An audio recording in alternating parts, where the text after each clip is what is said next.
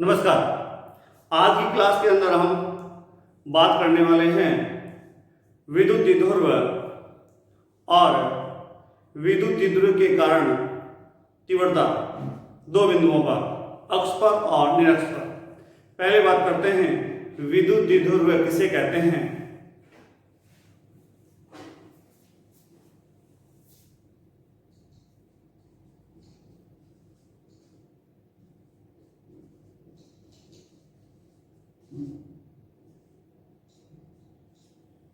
विद्युत द्विध्रुव से मतलब है परिमाण में समान और प्रकृति में विपरीत दो आवेशों का युग्म।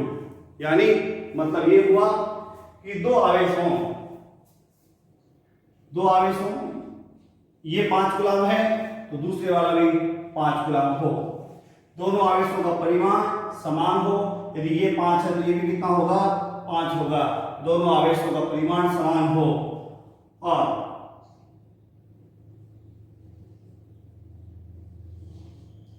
ये दोनों का परिमाण समान है लेकिन प्रकृति में विपरीत। यानी कि एक आवेश -5 है तो दूसरे वाला +5 है।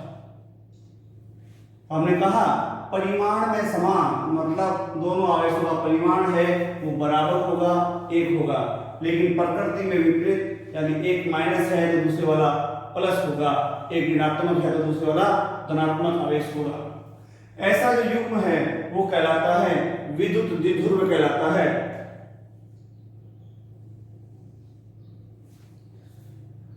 इनके बीच की जो दूरी है उस दूरी को हम नाम देते हैं, कुछ ना कुछ नाम देते हैं। तो मैं यहां नाम देता हूं कि इनके बीच की दूरी जो है उसे मैंने कह दिया 2a दूरी पर है ये दोनों स्थित, कुछ दूरी होगी बीच की। अब आती है कि यहां पर ये जो रेखा है ये वाली कितनी भी आगे बढ़ा दें इसको, दोनों साइड बढ़ा सकते हैं। ये रेखा जो है इसे हम बोलेंगे विद्युत द्विध्रुव का अक्ष बोलेंगे, एक्सिस बोलेंगे। ये अक्ष बोलेंगे, अक्षीय रेखा। और इन दोनों का मध्य बिंदु केंद्र ये O है। इस केंद्र से जो रेखा गुजरेगी उस रेखा को हम पुकारेंगे निरक्ष, या फिर बोल देंगे विषुवतीय तल भी कहते हैं, विषुवतीय तल। पहले हम इसकी परिभाषा लिख लेते हैं। विद्युत द्विध्रुव किसे कहेंगे? तो हमने कहा परिमाण में समान, प्रकृति में विपरीत, एक माइनस होगा तो दूसरा प्लस होगा। देखिए परिमाण में समान तथा प्रकृति में विपरीत दो बिंदु आवेशों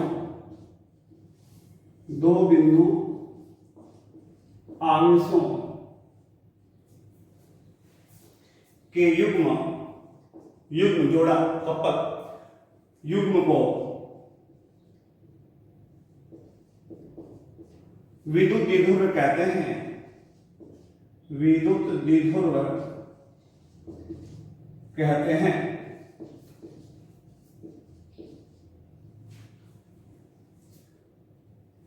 अब आती है कि आदर्श द्विध्रुव, अच्छा द्विध्रुव कौन सा होगा? आदर्श द्विध्रुव की लंबाई, आदर्श द्विध्रुव की लंबाई अचल बहुत कम हो गया, लंबाई की गैप वैल्यू बहुत ही कम होना चाहिए, वो आदर्श द्विध्रुव कहलाएगा। आदर्श द्विध्रुव की लंबाई अचल तथा आवेश का परिमाण उच्च होता है। अब ये अक्ष क्या है, इंडेक्स क्या है, इसकी बात करते हैं। अक्ष किसे कहेंगे? अक्ष एक्सिस बोलते हैं दोनों आवेशों को मिलाने वाली रेखा, दोनों आवेशों को मिलाने वाली दोनों आवेशों को मिलाने वाली रेखा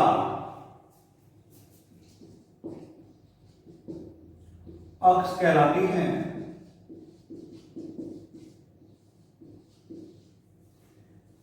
अब निरक्ष क्या कहलाएगी?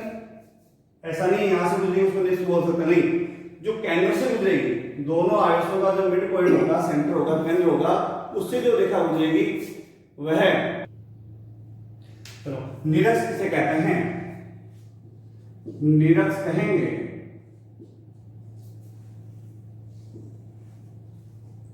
दोनों आवेशों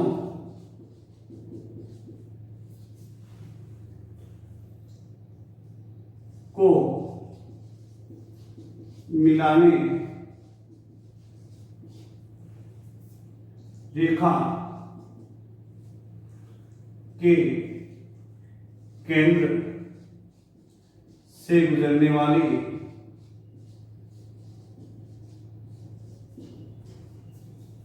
लंब समद्विभाजक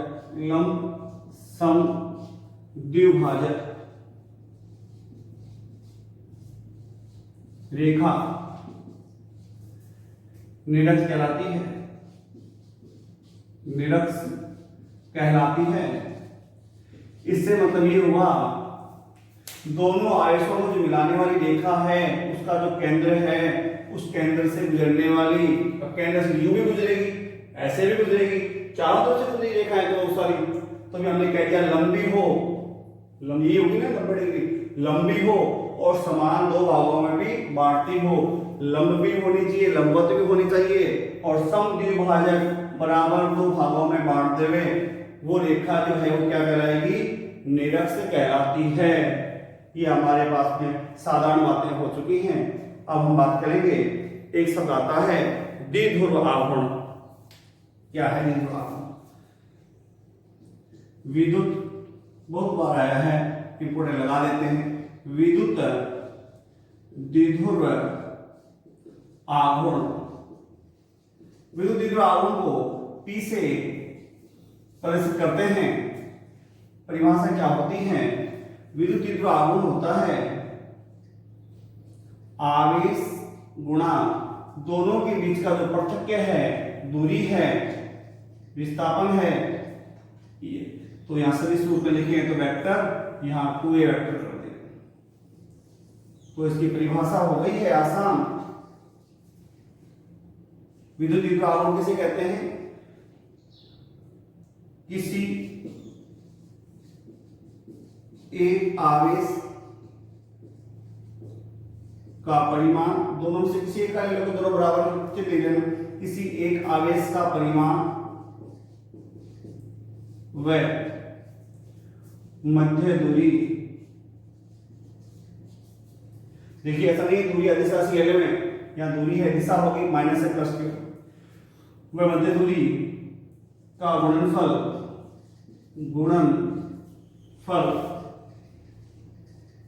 द्विध्रुव आघूर्ण कहलाता है। द्विध्रुव आघूर्ण कहलाता है। मात्रक क्या होगा? मात्रक हो जाएगा, देखिए आवेश का मात्रक होता है कूलम, दूरी, लंबाई, विस्थापन, पृथक्करण मीटर, या लिख सकते हैं कूलम का C और मीटर का M लिख सकते हैं। cm से सेंटीमीटर नहीं पढ़ना है, C जो है कूलम का प्रदर्शित कर रहा है और मीटर को M कर रहा है। वैज्ञानिक के नाम में जो मात्रक होता है उसको हम कैपिटल लेटर से लेते हैं, यानी कूलम वैज्ञानिक थे इसलिए हमने कैपिटल C लिया है, ये पहचान। ऐसा नहीं cm से आप सेंटीमीटर लेते हैं, सेंटीमीटर का C जो है छोटा वाला होता है, स्मॉल का। V में सूत्र क्या होगा? V में सूत्र आवेश का हमें मालूम है A1 T1 होता है, A1 T1 और लंबाई का L1 होता है।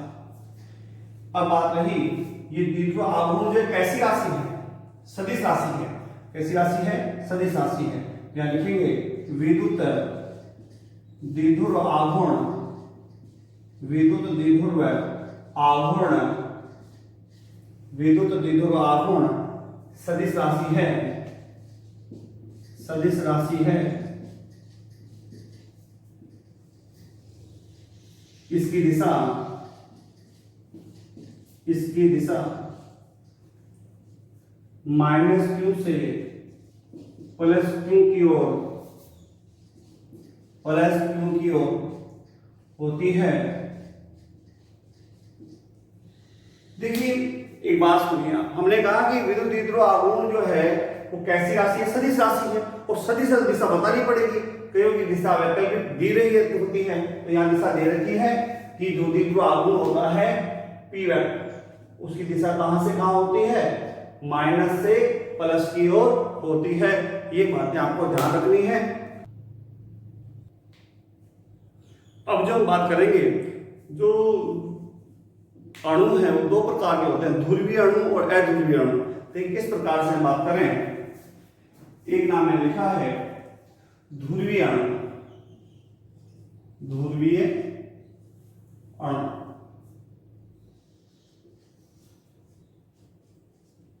एक नाम है अध्रुवीय अणु। दोनों में अंतर क्या है वो आप समझें। हालांकि ये अध्याय 4 में वापस से टॉपिक आने वाला है, ठीक है, आप देख लीजिए, बात की भी है बुक में। ध्रुवीय अणु क्या है, देखिए हमने बात करते आए, शुरू से बात करते आ रहे हैं इस अध्याय में कि परमाणु की बात कर रहे हैं।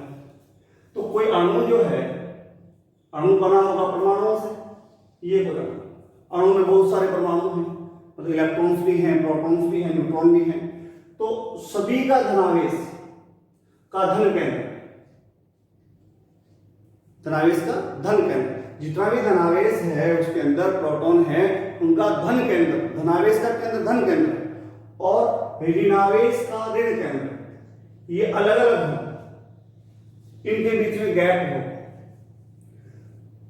अणु जो है उस अणु का धनावेश है, पूरा संपूर्ण धनावेश है उसका धन केंद्र, और ऋणावेश का ऋण केंद्र, दोनों समान में होकर के कोई दूरी हो, मतलब उनका ध्रुवण हो सके, ठीक है, तो वो क्या कहलाएंगे, ध्रुवीय अणु कहलाएंगे।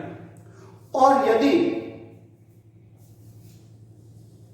कोई अणु ऐसे हो जिनका धनावेश का धन केंद्र और ऋणावेश का ऋण केंद्र अलग अलग नहीं हो, एक ही हो, धनावेश का केंद्र और ऋणावेश का केंद्र दोनों समपाती हो, एक ही हो, मध्य पृथक्करण नहीं हो, दूरी नहीं हो, उनका ध्रुवण नहीं होगा, उन्हें हम बोलेंगे अध्रुवीय। ठीक है, अब मैं डेफिनेशन लिख देता हूं, वे पदार्थ या अणु जिनके धनावेश का धन केंद्र व ऋणावेश का ऋण केंद्र माइनस ऋणावेश का ऋण केंद्र अलग अलग संपाती नहीं हो, अर्थात अलग अलग हो, अलग अलग हो,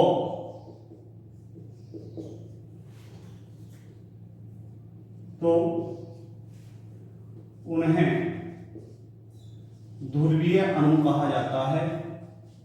तो उन्हें ध्रुवीय अणु कहा, ध्रुवण हो जाएगा अलग अलग होने से, द्विध्रुव आघूर्ण होगा उनका, इसलिए हमने ऐसा कहा, तो उन्हें ध्रुवीय अणु कहा जाता है। इनका एक निश्चित द्विध्रुव आघूर्ण होता है। उदाहरण लें, कौन कौन उदाहरण में नाम दे रखे हैं,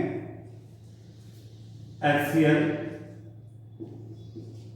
NaCl, H2O, या में नाम दे रखे। अब इसमें क्या लिखेंगे, जिनका ध्रुवण नहीं हो, किसका नहीं होगा, जिनका धनावेश का धन केंद्र, ऋणावेश का ऋण केंद्र दोनों संपाती हो, एक ही हो, अलग अलग नहीं हो, दूरी नहीं हो, वे पदार्थ या अणु जिनके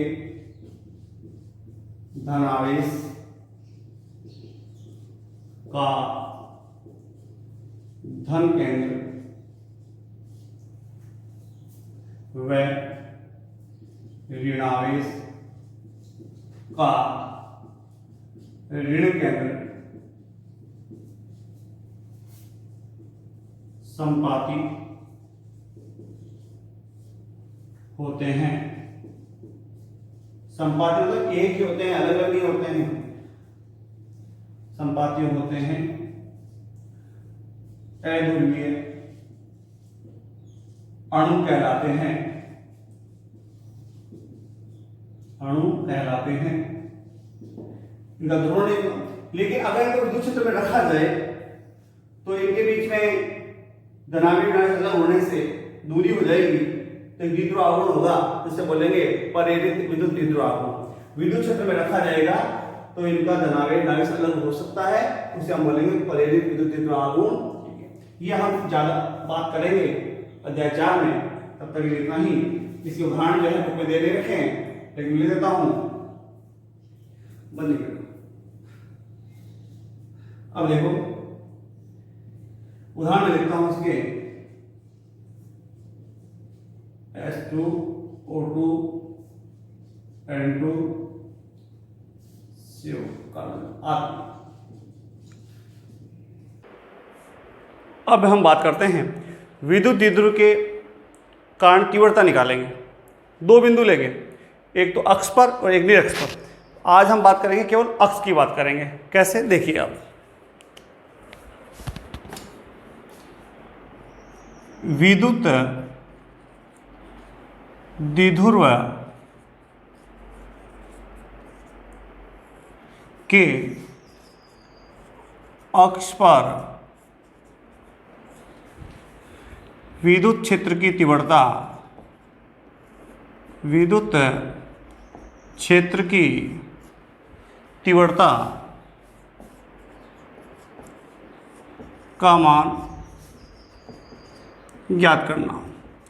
यानी हम ज्ञात कर रहे हैं विद्युत द्विध्रुव जो है उसके अक्ष पर हम तीव्रता निकालने जा रहे हैं। कैसे निकालेंगे, देखिए आप। सबसे पहली बात तो ये आती है, हम यहाँ पर विद्युत द्विध्रुव बनाएं, विद्युत द्विध्रुव बनाते हैं। ये हमारा हो गया विद्युत द्विध्रुव हो गया, यहाँ से बना देते हैं। ये विद्युत द्विध्रुव हो गया माइनस क्यों, और ये यहाँ पर हो गया प्लस क्यों, क्योंकि विद्युत द्विध्रुव की परिभाषा में हमने लिखा था कि परिमाण में तो होंगे समान। ये क्यों है तो ये भी क्या होगा, क्यों आवेश होगा। और प्रकृति में विपरीत, यानी ये प्लस का है तो दूसरा वाला क्या होगा, माइनस का। ये माइनस क्यों, ये प्लस क्यों। परिमाण समान है और प्रकृति विपरीत है, ये भी हमने बात की है। अब यहाँ अक्ष कौन होता है, हमें अक्ष पे निकालना है। अक्ष कौन होता है, अक्ष होता है ये लाइन जो है, ये वाली लाइन कहलाती है अक्ष कहलाती है। हमारे को तीव्रता निकालनी है, उससे पहले इन दोनों के हम नाम दे दें। मैं कह दूं ये तो है ए बिंदु और ये है बी बिंदु पर, और दोनों के बीच की दूरी है 2a। 2a दूरी ली थी हमने विद्युत द्विध्रुव में, तो यहाँ ये मध्य बिंदु हो गया इनका O। अब आप देखिए ये दूरी हो जाएगी स्मॉल a, 2a के आधे आधे करते a, 2a टोटल थी, ये हो गई a। a 2a दूरी हमने ली थी, 2a आ गई है। अब मध्य बिंदु जो O है, उस O से स्मॉल r दूरी पर द्विध्रुव के मध्य बिंदु O से स्मॉल r दूरी पर अक्ष, ये वाली लाइन पूरी अक्ष पर कोई बिंदु है, मैं कह देता हूँ ये बिंदु M है, N है, कोई नाम दे दे। इस बिंदु M पर हमारे को तीव्रता निकालनी है। जो हमने कहा है वो हम लिखेंगे। पहले क्या लिखेंगे, माना एक विद्युत द्विध्रुव, माना एक विद्युत द्विध्रुव AB plus minus Q 2a, plus Q minus Q, और बीच की दूरी a कितने हो गए 2a, कि मध्य बिंदु, ये मध्य बिंदु हो गया, मध्य बिंदु O से, मध्य बिंदु O से स्मॉल r दूरी पर, स्मॉल r दूरी पर अक्ष पर, ये लाइन जो है ये क्या कहलाती है, अक्ष कहलाती है, अभी हमने बात की है। O से स्मॉल r दूरी पर अक्ष पर स्थित बिंदु, स्थित बिंदु M पर विद्युत क्षेत्र की तीव्रता ज्ञात करनी है, तीव्रता ज्ञात करनी है। तो अब क्या करेंगे, देखो आप जो हमने यहाँ पे लाइनें लिखी है वो हम काम कर चुके हैं। पहले हमने विद्युत द्विध्रुव बना लिया, द्विध्रुव के आवेश बना लिए और मध्य बिंदु O से r दूरी पे यहाँ तीव्रता हमारे को निकालनी अक्ष पर। अब करना क्या है, देखिए तीव्रता यहाँ पे दो आवेशों के कारण होगी, क्योंकि द्विध्रुव में दो आवेश होते हैं, एक प्लस क्यू है, एक माइनस क्यू है। इसके कारण भी यहाँ तीव्रता होगी, इस वाले के कारण भी यहाँ पर तीव्रता होगी। अब आप भूल रहे होंगे कि तीव्रता क्या थी, हमने पहले पढ़ रखा है, पहले वाले वीडियो देखने होंगे आपको। तो तीव्रता जो है वो क्या थी, तीव्रता हमने लिखी थी कि अगर कोई बिंदु आवेश, ये क्यू आवेश था, इस क्यू आवेश से r दूरी पर यहाँ तीव्रता निकालनी। फॉर्मूला आया था E बराबर में 1/4 पाई epsilon not Q upon r square, वो आवेश और बटा में दूरी का स्क्वायर, हमने प्राप्त कर रखा है तीव्रता की परिभाषा से। बिंदु आवेश के कारण तीव्रता का जो वीडियो है बना रखा है उसको देखिए आप। अब ये सूत्र हम यहाँ काम लेंगे सीधा, लेकिन यहाँ पे एक आवेश नहीं है, दो आवेश है। ये धनावेश है और तीव्रता में हमने लिखा है धनावेश के कारण यहाँ पे तीव्रता की दिशा होती है क्या होती है, दूर की ओर होती है, तीव्रता वाले बिंदु में लिखा हुआ है। तो धनावेश के कारण यहाँ तीव्रता होगी दूर की ओर। मैंने लिख दिया तीव्रता E1 वेक्टर। E1 किसके कारण तीव्रता है, E1 तीव्रता है प्लस क्यू आवेश के कारण तीव्रता है। यहां मैं लिख देता हूं E1 बराबर किसके कारण तीव्रता है, ये कितना मान होगा, या मैंने लिखा 1/4 पाई एप्सिलॉन नॉट Q अपॉन दूरी का स्क्वायर। दूरी होती थी उस बिंदु की r, यहाँ पे दूरी कितनी है बिंदु के कारण, बिंदु M पर तीव्रता दूरी है यहाँ पर ये वाली BM, तो मैंने लिख दिया दूरी है BM का स्क्वायर, ये पूरे BM का स्क्वायर। किसके कारण ये है किसके कारण तीव्रता है, ये तीव्रता है प्लस क्यू आवेश के कारण, प्लस क्यू आवेश के कारण ये तीव्रता E1 है, प्लस क्यू आवेश के कारण तीव्रता है बिंदु M पर। अब आती है, इसको थोड़ा हम आगे हल कर लेते हैं। E1 बराबर में 1/4 पाई epsilon not Q upon BM square.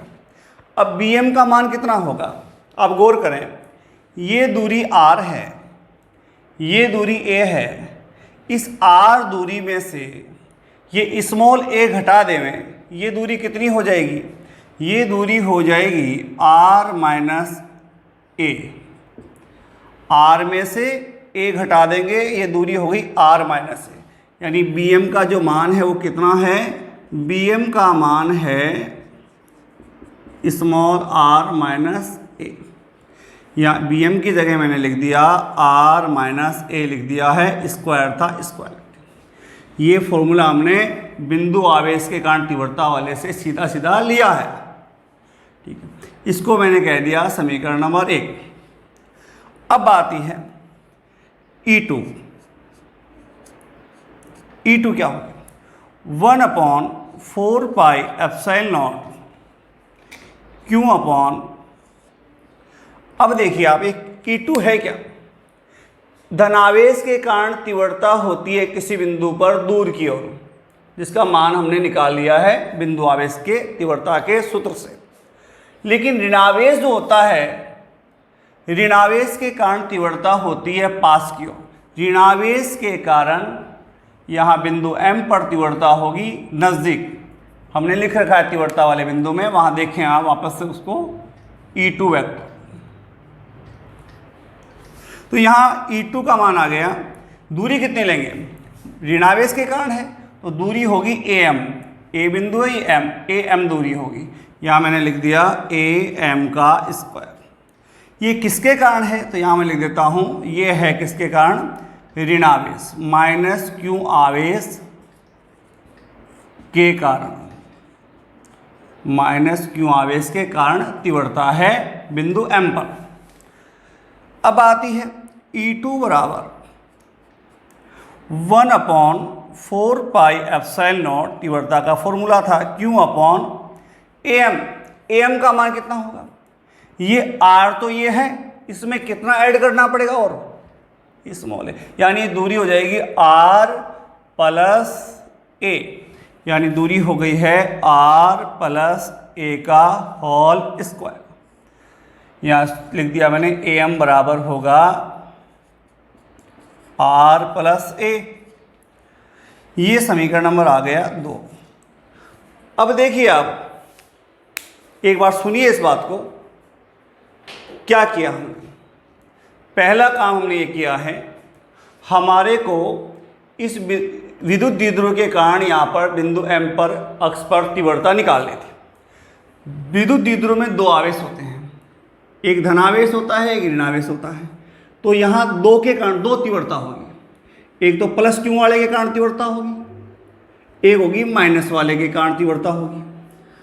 Plus वाले के कारण तीव्रता कहाँ होती है, दूर की ओर होती है। ठीक है, क्यों होती है मैंने बता रखा है पहले वाले वीडियो में।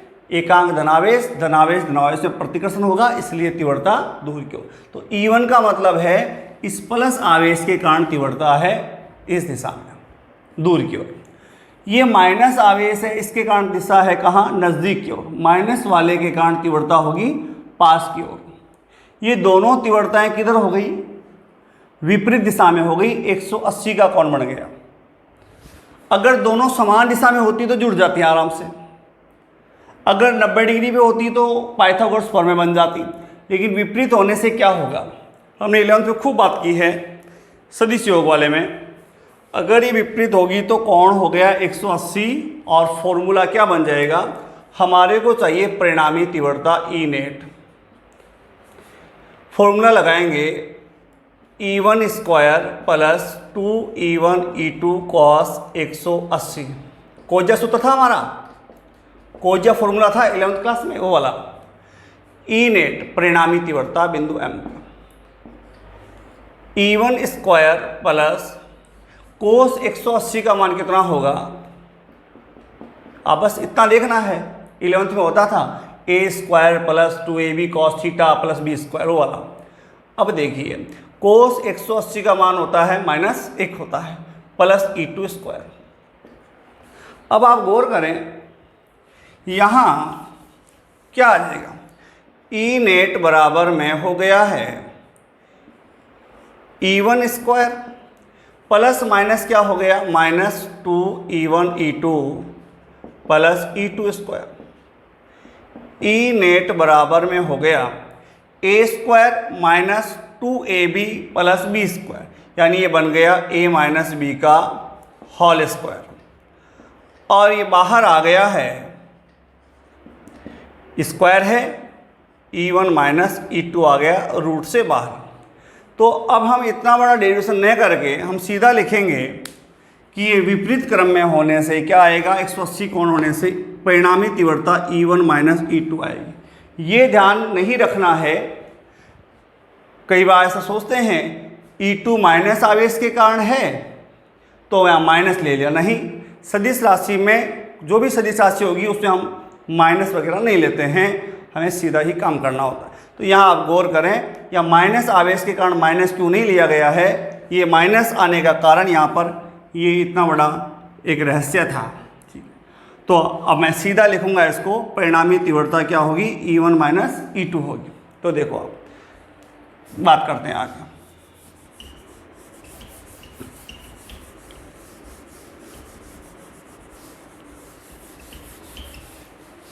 तो यहाँ हो गया है, ये हो गया E1 वेक्टर था इधर दूर की ओर। तो बिंदु M पर परिणामी कुल दो हो गई ना, एक E1 हो गई, एक E2 हो गई, कुल कितनी होगी, परिणामी कितनी होगी। तो मैं यहाँ लिखता हूँ बिंदु M पर परिणामी, ये टुकड़ों में आई है, हमें तो एक चाहिए, कुल चाहिए। परिणामी तीव्रता E वेक्टर बराबर में E1 vector plus E2 vector. अभी ये सदिश योग नियम लगा हुआ है, और परिमाण में लिखते हैं क्या हो जाएगा देखना, E बराबर में, अब परिमाण सदिश हटा रहा हूँ मैं, और यहाँ क्या लिख दिया, E1 माइनस E2 लिख दिया, E1 माइनस E2 लिख दिया। क्यों लिख दिया मालूम है आपको, क्योंकि यहाँ पे कोण कितना है, 180 डिग्री कोण है, इसलिए ऐसा हुआ है। सदिश योग नियम कोज्या सूत्र लगा है यहाँ पे, a square plus 2ab cos theta plus B square root वाला सूत्र लगा है 11th वाला, ये आप ध्यान करें। कोस 180 होने से यहाँ पे माइनस आया है, ये मैंने थोड़ी देर पहले आपको समझाया। अब यहाँ मान लिखता हूँ E बराबर में, यहाँ मान किसका लिखना है, E1 का और E2 का। कहाँ से, समीकरण 1 से और समीकरण 2 से। मैं यहाँ लिख देता हूँ समीकरण 1 व 2 से मान रखने पर, समीकरण 1 और 2 से यहाँ मान लिखूंगा। डेरिवेशन थोड़ा बड़ा हो रहा है, समझ में आ गया तो कोई बड़ा नहीं, आराम से आप कर लेंगे।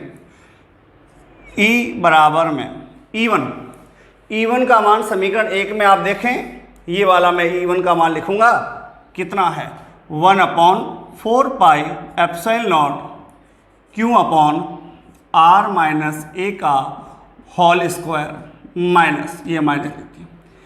E1 का मान ये वाला लिख दिया है, आप देखें।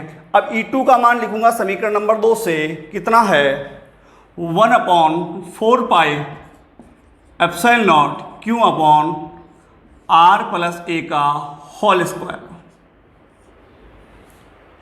अब इसके बाद E बराबर में कुल तीव्रता आ रही है हमारे पास।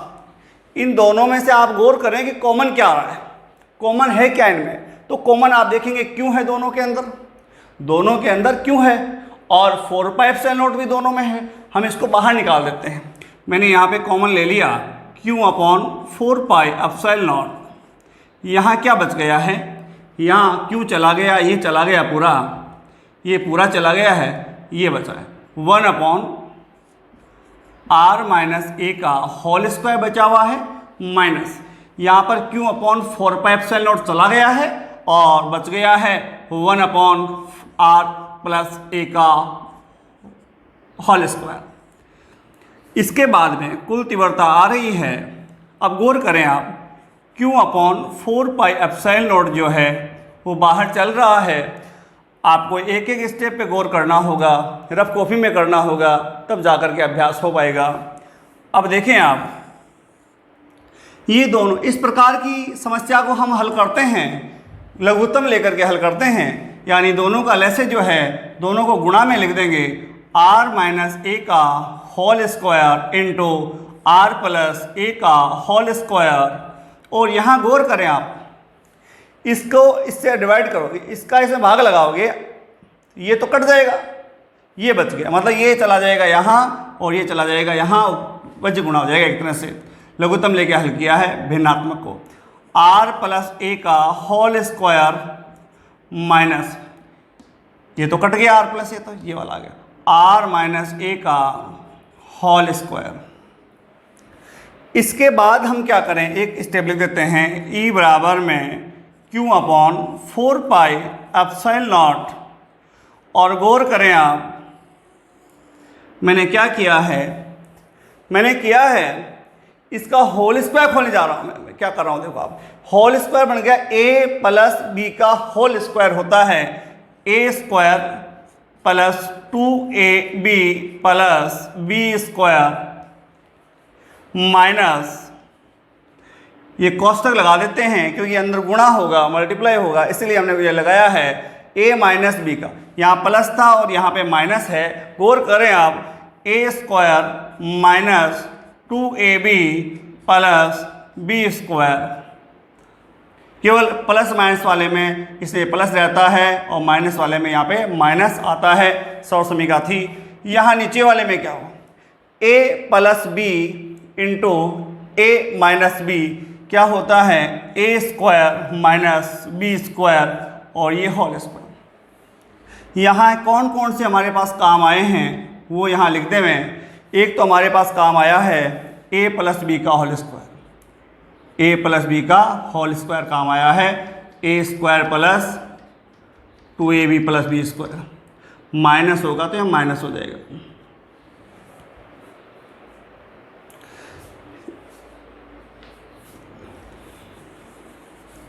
यहाँ हमारे पास में ये वाला काम कौन सा है, ए प्लस बी का होल स्क्वायर है। मैं यहाँ लिख देता हूँ, ए प्लस बी का होल स्क्वायर होता है ए square plus 2ab plus B square. यह माइनस होगा तो यहाँ क्या आएगा, माइनस आएगा। और ये यहाँ पर ये कैसे बना है, तो ये बना है हमारे पास एक होता है a plus B into A minus B, क्या होता है ए स्क्वायर माइनस बी स्क्वायर। आप देख लें, नहीं दिखाई दे रहा है। ए माइनस बी और ए प्लस बी को हम क्या लिखते हैं, ए स्क्वायर माइनस बी स्क्वायर लिखते हैं। दोनों पे स्क्वायर हटा दें। ए प्लस बी और ए माइनस बी को क्या लिखेंगे, ए स्क्वायर माइनस बी स्क्वायर लिखेंगे। दोनों पे स्क्वायर था कॉमन, हमने दोनों पे स्क्वायर लगा दिया, ये हुआ। ये हटा देता हूँ साइड में, ये मैंने बोल दिया है, लिखने की आवश्यकता नहीं है। अब आगे हम इसको हल करें तो देखिए आप,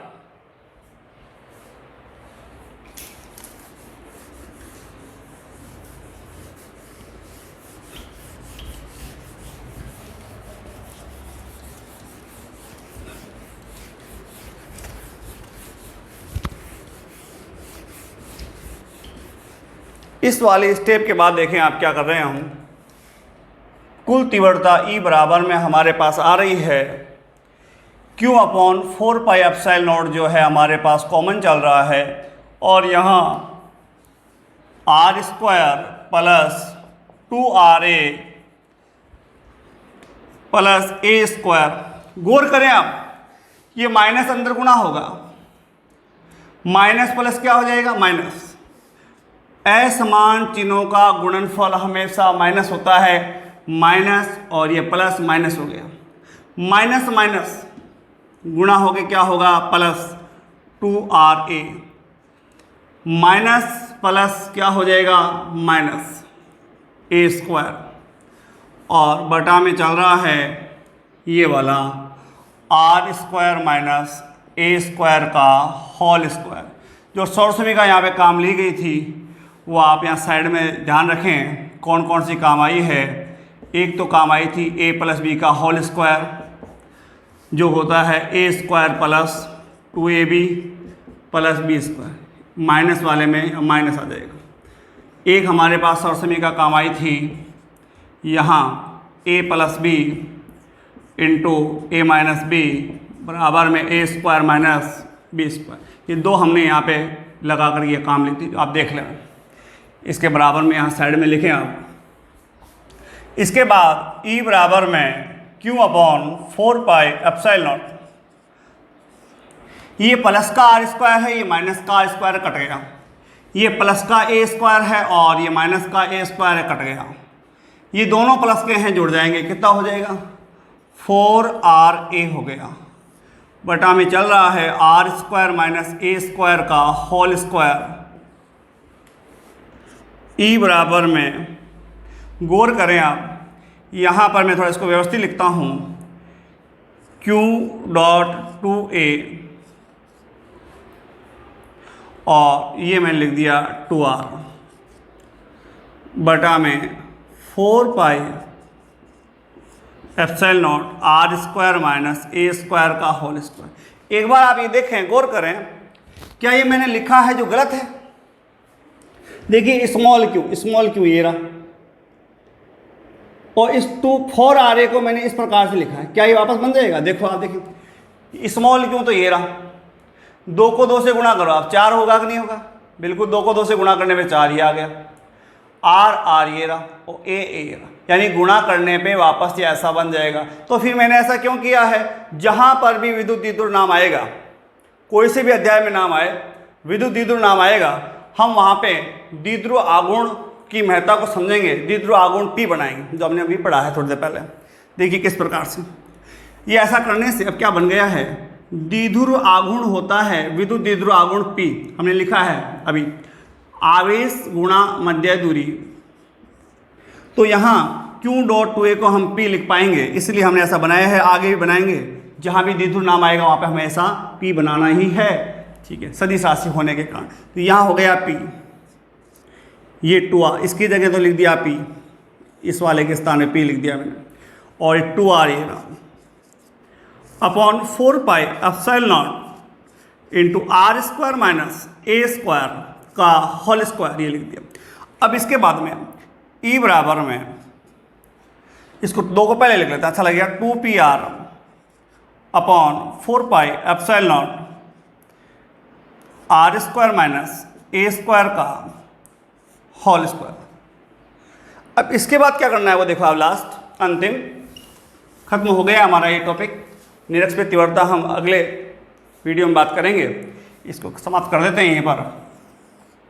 तो अब देखिए आप, ये हो गया है हमारे पास में क्या, उसके बाद देखो E बराबर में ये जो मान आया है, ये अब क्या हो रहा है, मैं आपसे कहूँ R जो है, R का मान क्या होगा, A से ज़्यादा है।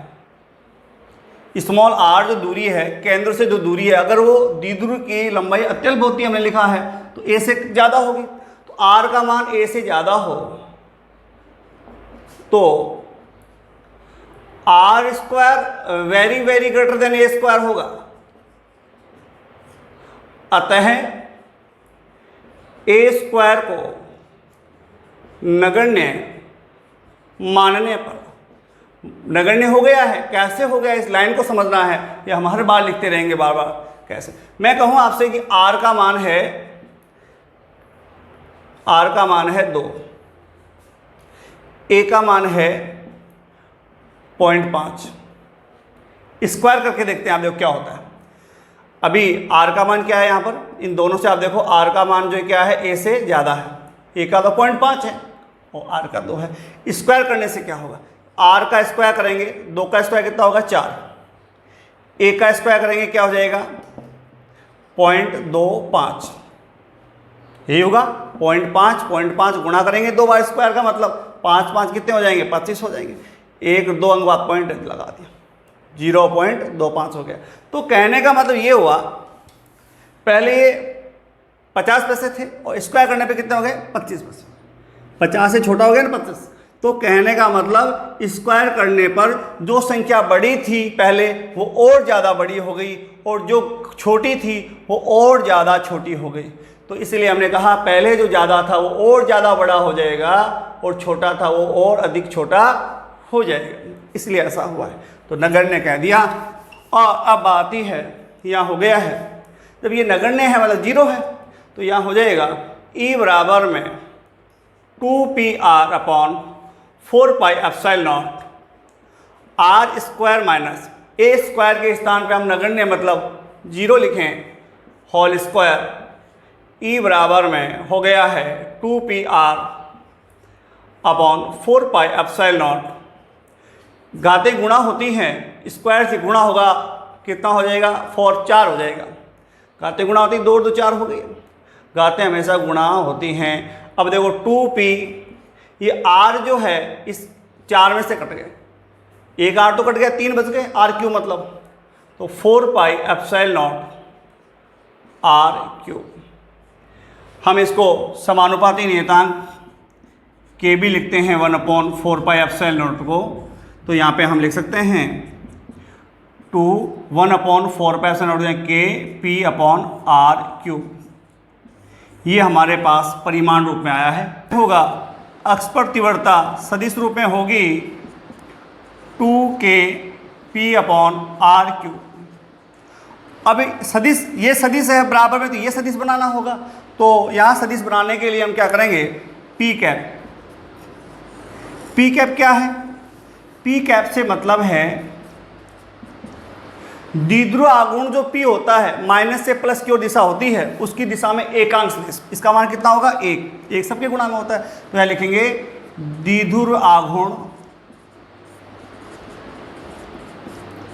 P वेक्टर की दिशा कहाँ होती है, माइनस से प्लस की दिशा में एकांक सदिश है, इसका मान 1 होगा, कोई फर्क नहीं पड़ेगा।